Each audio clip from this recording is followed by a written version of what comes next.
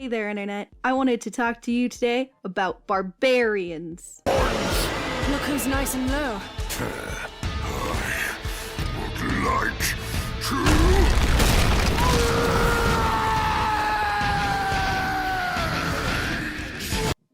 No, not that kind of barbarian. I wanted to talk about a show that feels like almost a fever dream in my mind, but it's not, because I googled it and found out it's real.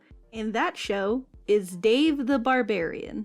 And if you remember catching this as a kid, or you found it somewhere online and you saw it, yo, talk to me about it. Talk about it in the comments. I want to know your opinions. But I'm gonna go over my own opinions about this. And you get to listen. Hooray!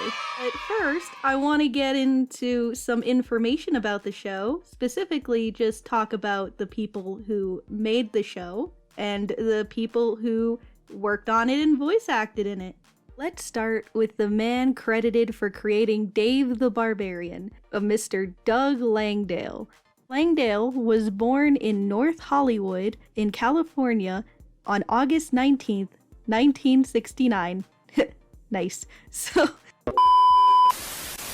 from what I could find, he got his start as a writer and story editor on Darkwing Duck in 1991. Following this, Langdale continued to work with Disney on projects like Aladdin 2, The Return of Jafar, as well as the Aladdin TV series.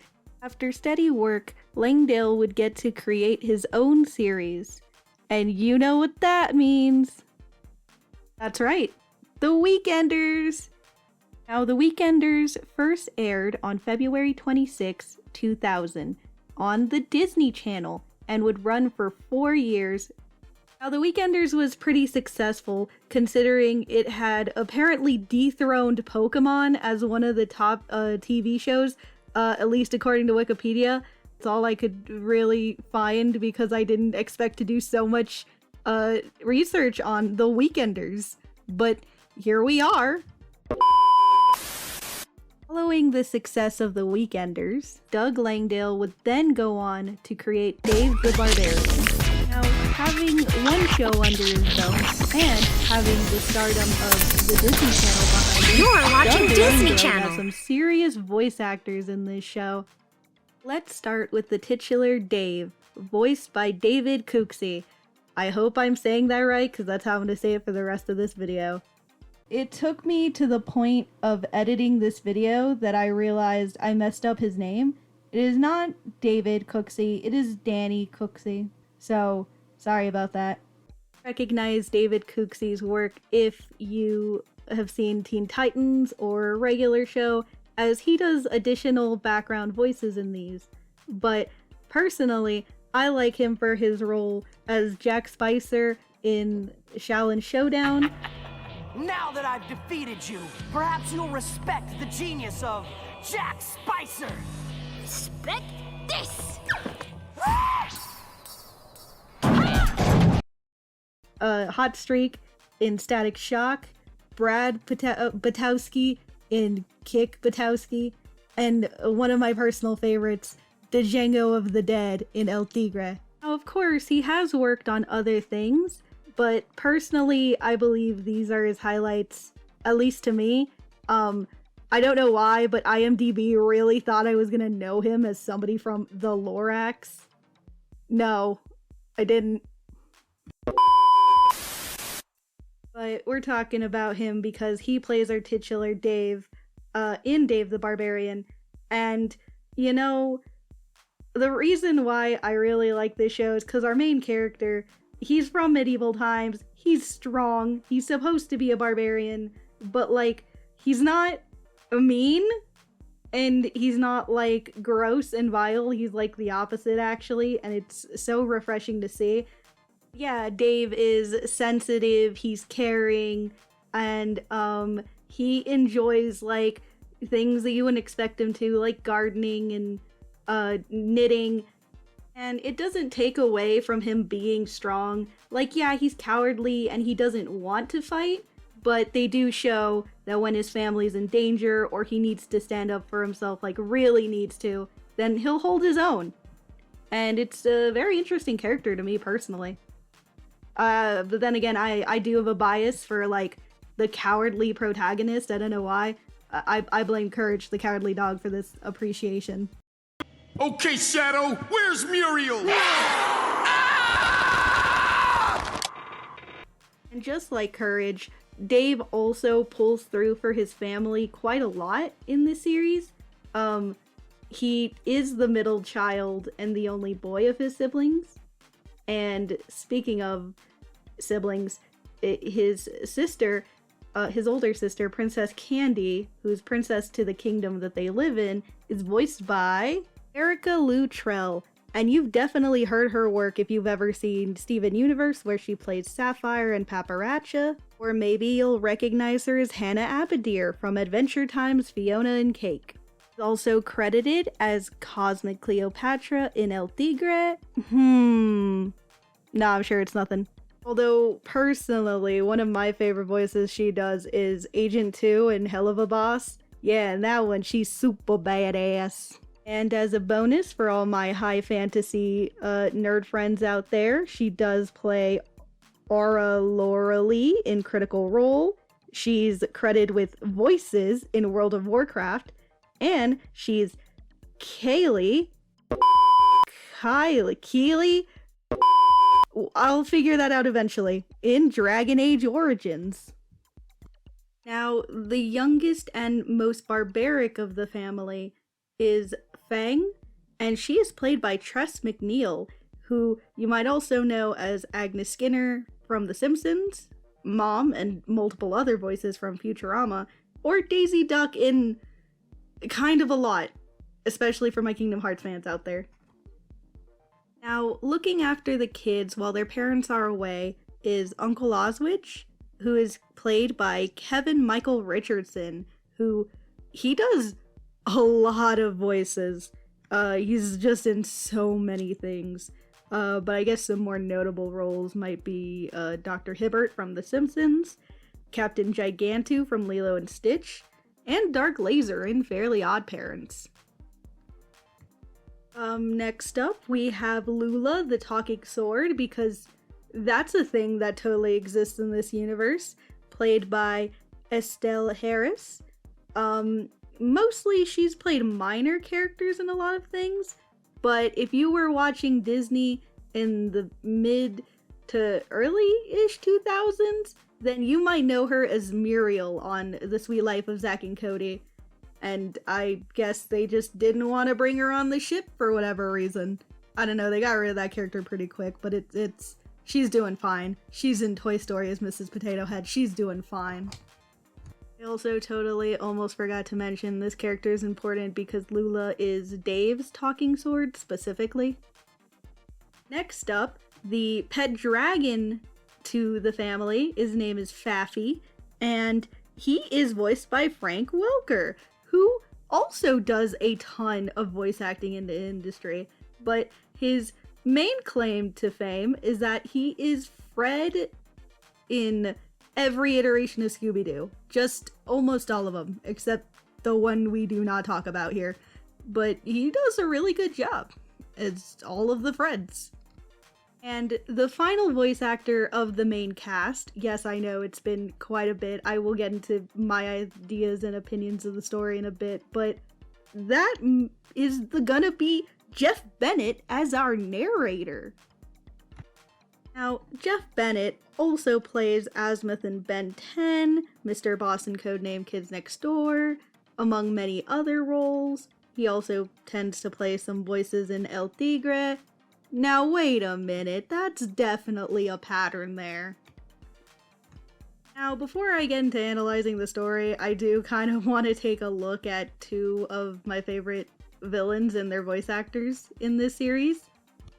Firstly, I wanted to highlight Richard Horvitz, who plays Ned Frischman in this series, but you may have also heard his name if you were ever a fan of The Grim Adventures of Billy and Mandy, where he plays Billy. You might have, heard his work from Invader Zim, where he plays the titular Zim. Or, you grew up and you're older, and you decide to be edgy and enjoy Hell of a Boss. I mean, I have too, like, it's okay, homie. But he also plays Moxie in that series.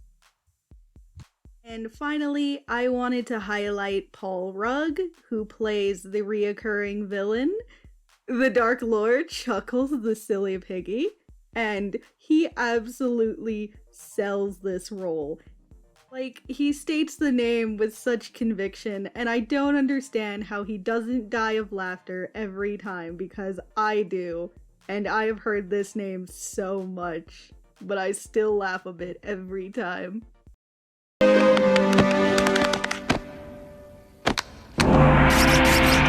your name! The Dark Lord Chuckles the Silly Piggy! Are you kidding me with that? No, you stupid chair! Now you would think, with a star-studded vocal cast, an experienced showrunner behind it, and the power of the mouse behind this series, it would have gone on for quite a bit. Except, I'm here talking about it, and it's wasted potential, so no, it only got one season.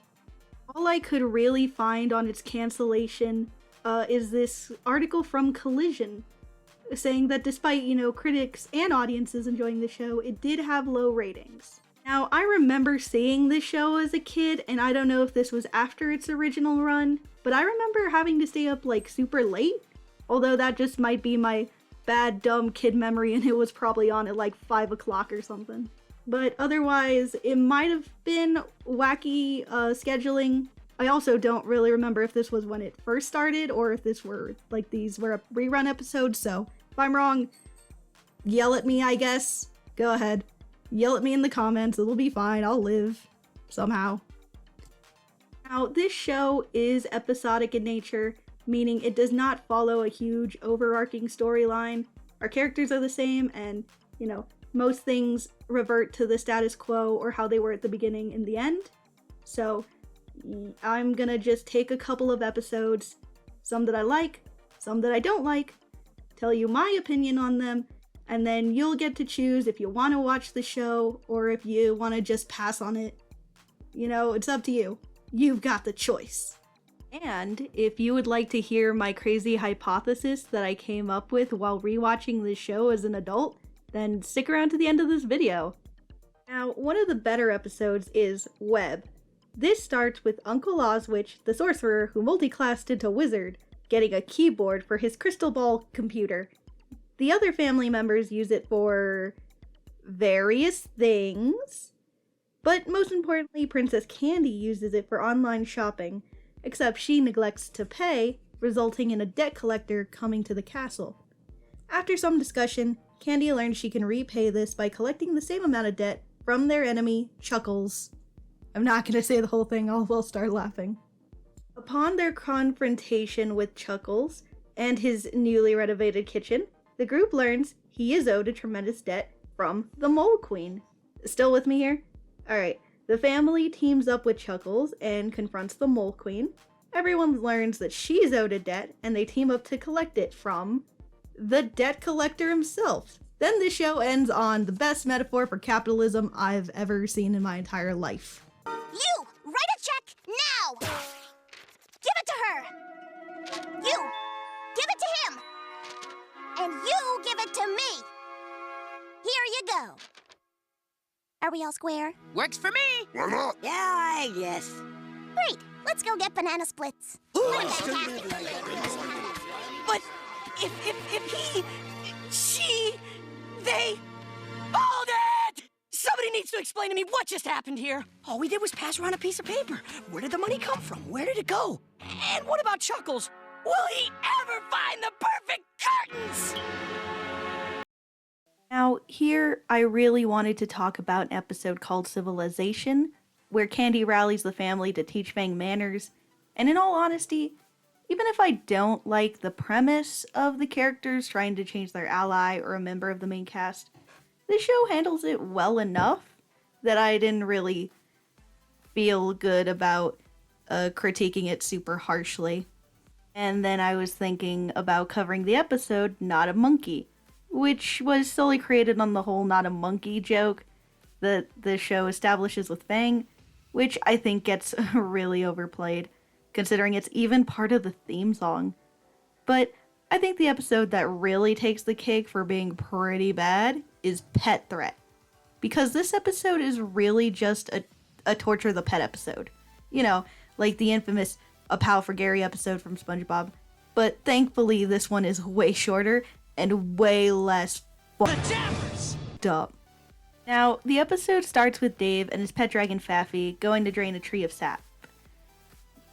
Faffy is visually upset, whereas Dave barely notices and is immediately called in to a crystal ball call with his parents, who are away. The story reveals that the parents sent a gift to Faffy for Dragon Appreciation Week. And it was a ham, but Uncle Oswich received it and immediately ate it. Realizing he didn't get anything for Faffy, Dave and the rest of the family are dragged to the mall by Princess Candy. The group misses their parents' request to send them a magic grape to destroy a dragon. Yep, just a good old magical fruit. I don't know, got that vitamin, whatever grapes have in vitamins, I don't know, maybe that'll kill the monster.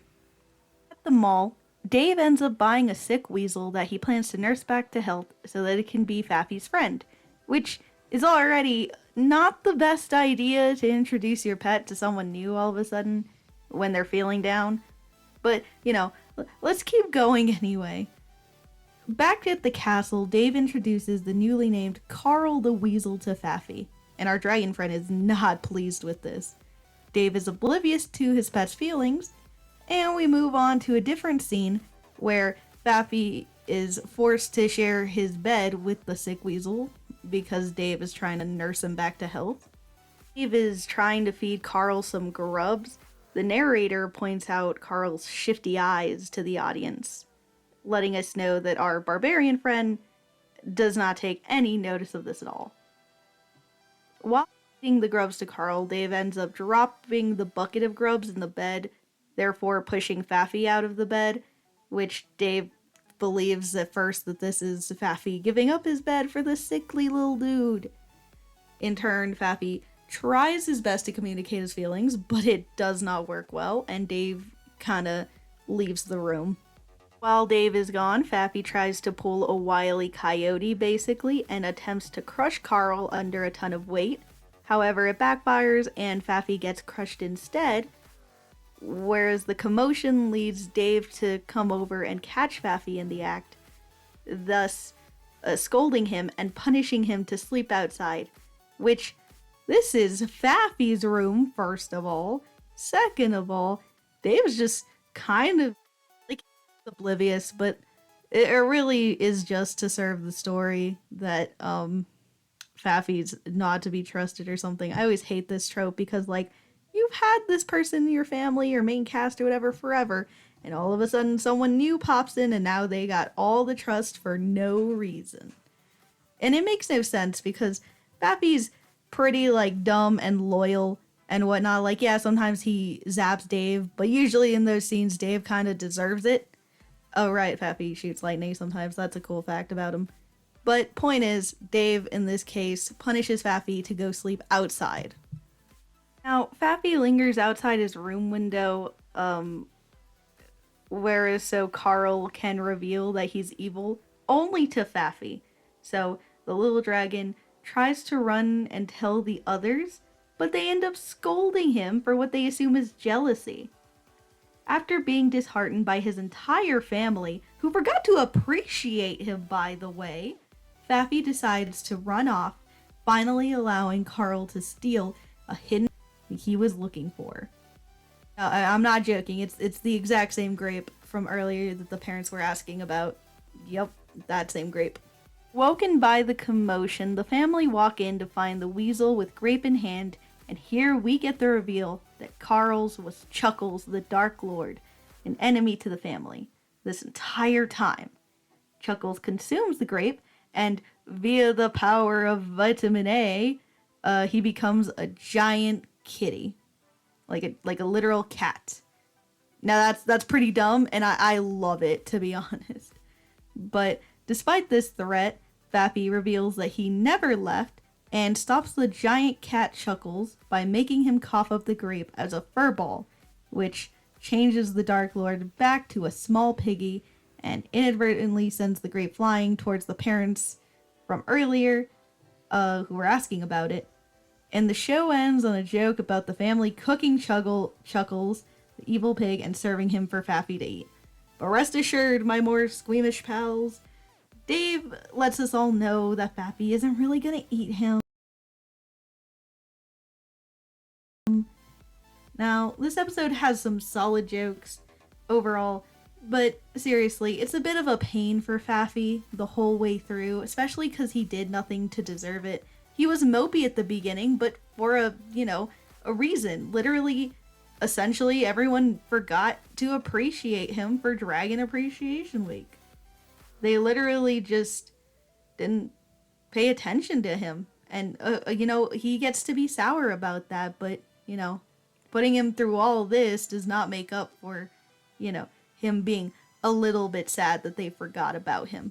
I'd be salty too, man. But having the family just suddenly trust this sick weasel over their beloved pet, I mean, I guess I could understand if they had, if the writers had played up Faffy's, bad mood at the beginning, maybe he was a little bit angrier and a little bit more erratic and maybe actually throwing thunderbolts around or something. But no, he was just sulking because he wanted people to know that he was upset. Or, maybe make Dave a little bit not as... all of the characters can be a little stupid. That's part of the fun. But, maybe make it a more of a decline, but it might have been a time constraint thing. Still, I feel like there were definitely ways to carry out this episode a little bit better than how it went. It's not like... I don't want to call it awful. It's not awful. It's, again, some jokes in there really solid. And, the ending's not bad by any means. Faffy kind of becomes the hero. Although, I'm just saying he deserves a real ham. Let him eat Chuckles. Okay, maybe don't. But get him a real ham, please. That's my take on that. Anyway, going over two sides of the show, the good and the not so great, at least from my end. I overall, I had rewatched the whole series and I think it's pretty good. I think there are a lot more adult jokes that I caught now, but overall it was still funny, and it is really meta, which at the time was really interesting. Now it's kind of overplayed and done, and we've all seen that before, but for 2004, that's pretty neat. And again, this series was made in 2004, so not everything aged amazingly, especially because this was a product of its time and it tried to add a lot of things for its time, or if you watch the Ned Frischman episode, 1990 something. But overall, if you're not looking for anything story heavy, you just want something with a bunch of gags and a lot of fun, I think it's a really good show to watch. You can't watch it on Disney Plus, because I don't even know if the House of Mouse remembers this. You can't watch it on Google Play or anything like that, but as far as I'm aware, you can find it here on YouTube somewhere. Just search it up and you'll be able to watch the series. I don't know if that's considered pirating or not. I am not condoning pirating. It's the only way to watch it because Disney themselves don't have it on their streaming service. And finally, the people who worked on it, as far as I could tell, went on to continue good things. Doug Langdale eventually became a writing partner of George Gutierrez, a personal hero of mine, hence why you do see a lot of the voice actors, or not a lot, but quite a few of them do come back in some form of El Tigre or some other stuff that they've done, and I think that's really awesome. Also, I do appreciate how Doug Langdale shares all his site and his social media with his wife. It just seems so wholesome that they have this together. And if you do end up checking out Dave the Barbarian, come talk to me about it. Again, I will warn you, some stuff is really outdated, or maybe I'm looking at it with a modern lens and I probably shouldn't be, especially because, the early 2000s was a whole different kind of landscape at the time. But, you know, overall, most of the stuff is okay, a little old, but it's a fun series, personally. I think, I don't have like a number rating system. Animation is a little bit wonky at times, a little bit stiff still. But, it was their first season. I honestly, I wonder how the jokes would have matured, how the animation would have gone, all of that, if they had had more seasons and more time to establish everything. The writing is really good, personally, in my opinion. So that may be one character who I believe has aged really poorly, but I don't really want to touch on that too much just because, I don't feel qualified enough to. Especially because it might not have been like, the intentions of the writers. They might have just made a herpy-derpy character because that was the trend back then. The early 2000s lol XD random rar, kind of trend. But personally, overall, I think it's a good series with some good jokes today, some good jokes for its time, and just a fun cast. I really do appreciate the way the characters interact. I think the family feels like a real family. They annoy each other, they fight, but in the end, they're there for each other when it really matters. That's Dave the Barbarian. Next time, I think I'll be covering the Mighty Bee. It gets weird. Now, for anyone who did stick around, okay, my hypothesis is this. Dave is a positive masculine role model. He's like the opposite of the toxic male masculinity thing. Think about it, okay? Because he's one of the good guys, right? Like, yes, we laugh at him for things, and people, they yell at him for doing dainty things, but like, it's a comedy. They all, yell at each other for their quirks and stuff. But Dave is still like super strong and stuff, and he looks after his family, and he cooks and he cleans, and he really carries the family sometimes. He's still seen as a hero. He still gets his stuff done. He gets his plundering not plundering. He gets his like barbarian badge or whatever just by his handwriting, and that's just something he wanted to practice, that he enjoyed doing, and it still got him what he needed, his right of pillage or something. It's one of those episodes. But yeah, that's my crazy hypothesis. Dave is a positive masculine role model of the early 2000s. Also, I don't remember if he ever cried. I think he does, because he likes poetry and he cries over it, and and he gets a relationship with an evil princess. I mean, it doesn't last long because he's good and she's evil, but he got a girl. He was a nice guy. He's the nice guy who finished first, damn it. And I don't mean like the Reddity nice guy. He was just like a good dude who was kind, and he got his girl, and for a little bit. But I digress. Good job, Dave, for setting a positive masculine male role model for your one season, my dude. Good job.